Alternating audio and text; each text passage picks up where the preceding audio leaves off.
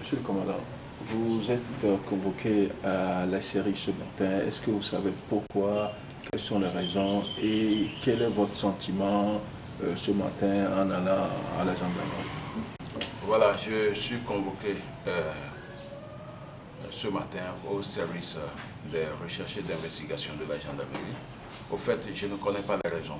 Donc, en tant qu'un vieux routier, je sais que j'ai fait une déclaration au cours de la semaine dernière.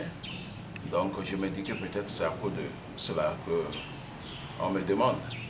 Si c'est cela, alors je n'ai pas peur de répondre, puisque je sais que mon pays est dans une situation très grave actuellement et que la seule solution, c'est le dialogue. Alors, il y a deux entités qui s'affrontent. Il y a l'opposition et le pouvoir en place. Quel sera maintenant le rôle de l'armée? Normalement, le rôle de l'armée et des forces de sécurité, surtout la hiérarchie militaire, c'est de mettre les deux entités, de les amener au dialogue. Pas ouvertement, mais ils peuvent avoir des passerelles entre l'armée et ses hommes politiques pour les amener au dialogue.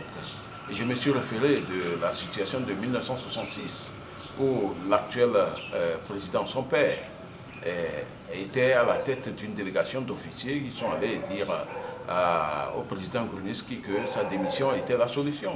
Et ils l'ont obtenu. Aujourd'hui, nous sommes dans la même situation. Que l'armée dise quelque chose. Et il ne faut pas qu'elle soit d'un côté. Il ne faut pas qu'elle soit partisane. Normalement, une armée dans un pays de démocratie, c'est une armée neutre. Quand ça ne va pas, c'est elle qui sépare les protagonistes. Vous savez, nous ne voulons pas des affrontements à grande échelle. Nous craignons cela. Quel doit être le rôle de l'armée? C'est d'empêcher à ce que les Togolais s'affrontent. Voilà, ils veulent que la situation s'empire avant de le faire ou comment? Et vous le savez par le passé, quand c'est dur comme ça, l'armée prend position. L'armée est du côté du pouvoir, c'est ce qui est anormal, c'est ce que je dénonce. Voilà, mes sentiments pour aller là-bas, je suis serein. Je réponds à une convocation. Je pense que cela se fera dans les normes. Si vraiment nous sommes dans un pays de démocratie et de liberté d'expression, alors je ne sais pas pourquoi on peut me convoquer pour cela. Si c'est autre chose aussi, bon, je suis prêt à répondre.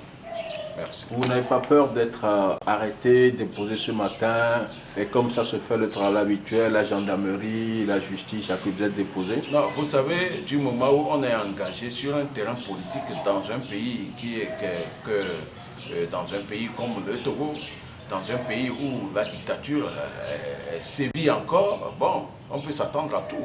Mais maintenant, nous sommes sur un terrain politique, bon, advienne que pourra. Et je suis déjà engagé, je ne peux pas reculer. Je veux un bien-être pour tous les Togolais. Je veux que tous les Togolais se sentent heureux. C'est pourquoi je suis au combat. Si c'est à cause de ça qu'on veut m'arrêter, bon, pas de problème, je suis prêt à me sacrifier pour mon pays. Voilà.